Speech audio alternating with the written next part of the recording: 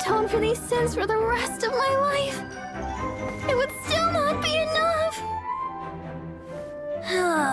Oh, give it here.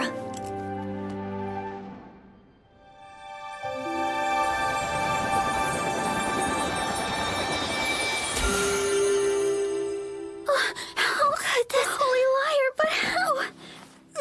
Huh? Let Paimon see! No. I don't know how you managed to fix it, but you'll never touch the Lyre again. We, really should get going. That trick I used to repair the Holy Lyre.